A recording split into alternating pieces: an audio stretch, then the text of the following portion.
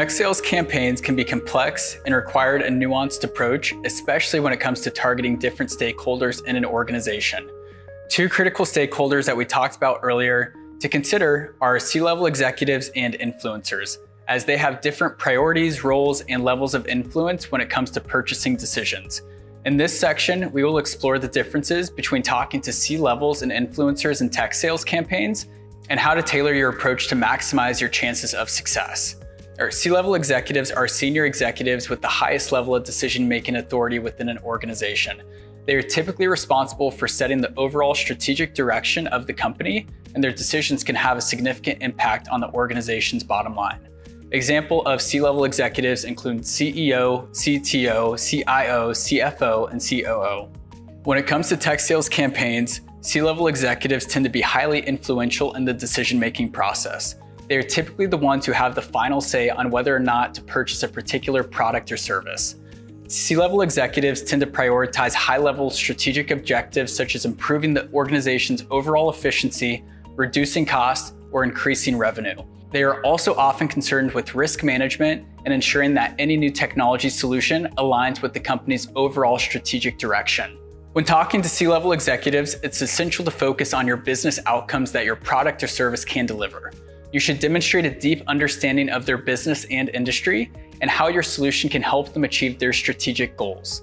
You should also be able to articulate the ROI of your solution, including how it will impact their bottom line. Finally, you should be able to address any concerns they may have around risk management and ensure that your solution aligns with their overall strategic direction. Tailoring your approach to influencers. Influencers are individuals who have the ability to influence the purchasing decision, but may not have final decision-making authority. Influencers can include individuals in roles such as IT managers, project managers, or department heads. Influencers tend to be more focused on tactical implementation of technology solutions and are often responsible for ensuring that new solutions integrate with existing systems and processes.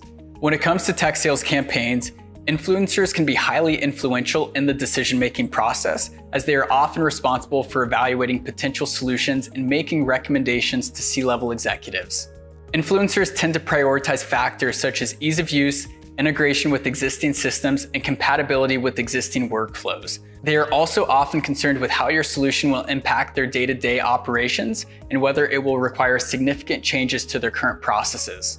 When talking to influencers, it's essential to focus on the technical aspects of your solution. You should be able to demonstrate how your solution can integrate with their existing system and processes and show how it can help streamline their workflows.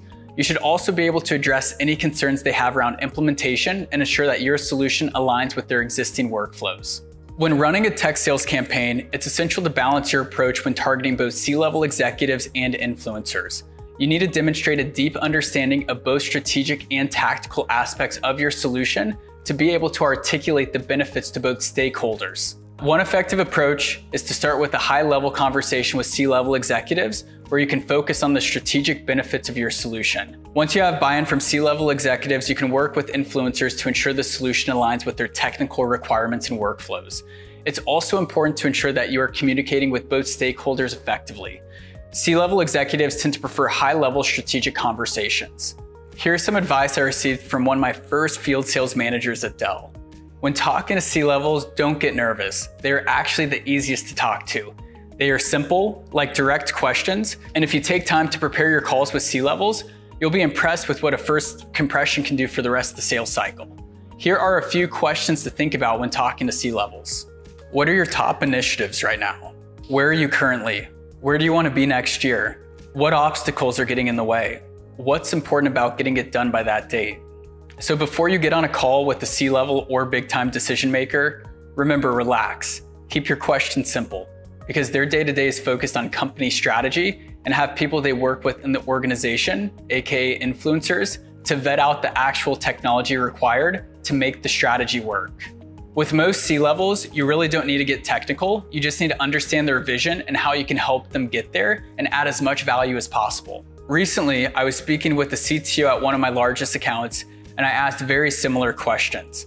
And while I will always admit I'm not the most technical, I understand that the CTO is responsible for the technology initiatives within the organization, and he has an immense amount of work on his plate. In our introduction call, I built technical credibility by talking about the software development book I recently read, which showed that I did some homework ahead of time, which I could tell he was very impressed with, and additionally, because I had spoken with influencers to the company prior to our meeting. I knew that his main obstacle was software development over the next year, and I wanted him to trust me as an advisor for the initiative. Knowing this information ahead of time is crucial because once you build credibility, then you can offer value. For myself, I had a lot of questions, but I also understood there had to be some issues within the engineering organization that they recently spun up in India. Again, this is insider information I got from my influencers prior to this call. For this engineering initiative, the time difference was difficult, and there are many technical difficulties in the Indian office being able to access data in the US in a timely manner.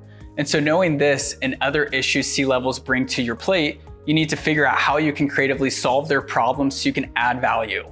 Knowing this ahead of time, I told the CTO I know an offshore engineering company in Mexico that aligns better geographically to help his team work on projects during US working hours, and I knew the CEO directly and would give him an introduction. The CTO was very impressed and was interested in doing an introduction call to see if there would be alignment for their initiatives. Now, I'm not expecting you to know C-levels at other companies to introduce people, but understand a few things in this situation and in your sales career. Your network is your net worth. And as you cultivate relationships, understand that these relationships can add immense value to other people in your network at any given time. And so take time to take your professional network seriously. Even if you don't know another C-level at another company, do your research and think of ways you can help your C-level solve their biggest problems so they look at you as a trusted advisor. I've done this multiple times in countless ways, and it's been the reason I've been able to close deals where competitors we were up against were already the incumbent. Now, on the other hand, how do we talk to influencers? There's no one size fits all, but it is important to understand company politics to the best of your ability. How does information and money flow within the organization? Who is the ultimate decision maker? When will this be presented to them? How often does your influencer get projects approved by their decision maker? There are a lot of details that play a paramount role in a sales campaign. The main thing you don't want to do is make your influencer feel insignificant, because they are most likely going to be your champion vouching for you throughout the sales process. There are some creative ways you can message to them throughout the campaign to increase your probability of having a successful campaign and making sure you're qualifying out your deal correctly. Like I talked about earlier with influencers, typically on calls when I'm introducing people to technology, I like to ask, who else on your team typically is involved in the scoping out of new technologies like this? Once they say their names, I encourage them to invite them on a follow-up call so they can learn more about our technology. A few things with this tactic. First, we are in sales, not our influencer. And so we can't fully rely on them to sell it to our ultimate champion who signs off on the decisions. And so by finding creative ways to get our ultimate influencer involved on the call, we will de-risk leaving the whole campaign up to our influencer selling the technology internally to the decision maker who may not sign off. This is also more efficient than having your influencer having to remember every piece of data and re-explaining things at a later date. The quicker you can get up the ladder, the better feedback you can get on your proposal. I've even had times as a rep where I've pitched my leadership to talk to their upper leadership to have what we call an eagle-to-eagle conversation. And by getting in front of the right person, we were able to extract the right questions we needed to get the deal done. With all my influencers, I like to understand where they work in the organization, who they report to, who's involved in their technology procurement process, and what their internal team values most on a project similar to what we're working on. We don't need to over-rotate, but understand there are some key differences between influencers and C-levels in the companies you work with.